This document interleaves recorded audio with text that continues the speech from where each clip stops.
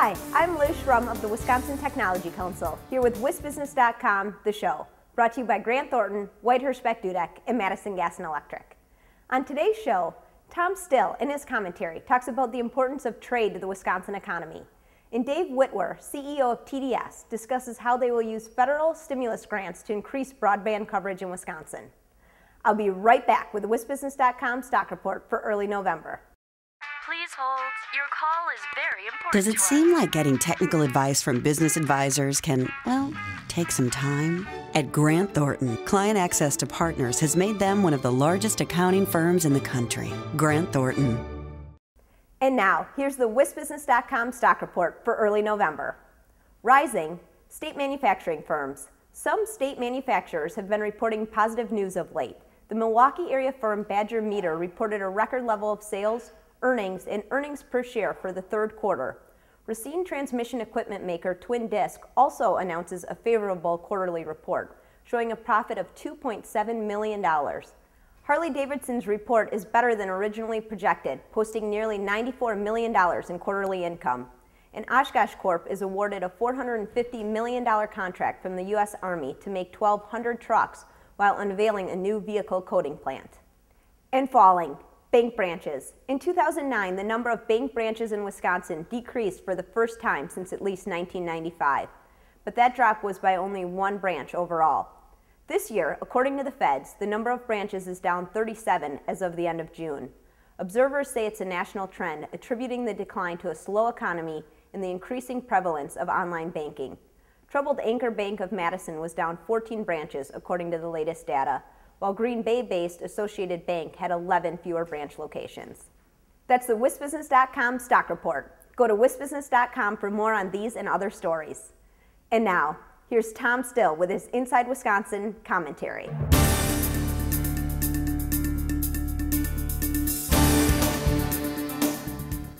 The rules governing trade were a campaign issue in Wisconsin this fall, in part because the global economy has become an emblem of the larger debate over job losses.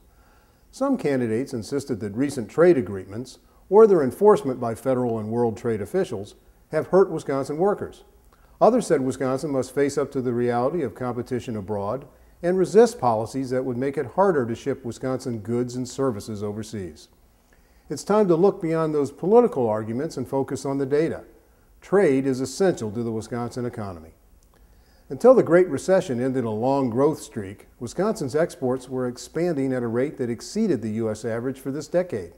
In 1999, Wisconsin exported nearly $9.7 billion in goods and services. By 2008, that number had more than doubled to $20.6 billion before slipping to $16.7 billion in 2009. But even that 2009 total was still good for 18th among the 50 states.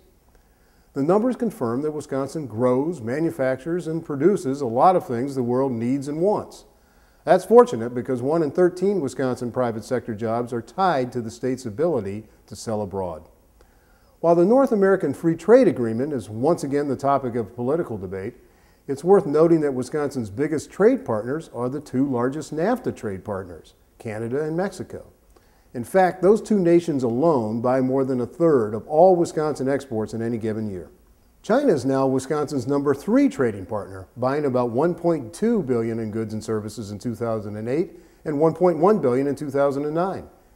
When a Wisconsin company opens a facility in China, the primary business goals are to get closer to the world's fastest growing market and hold down transportation expenses, not to cut labor costs.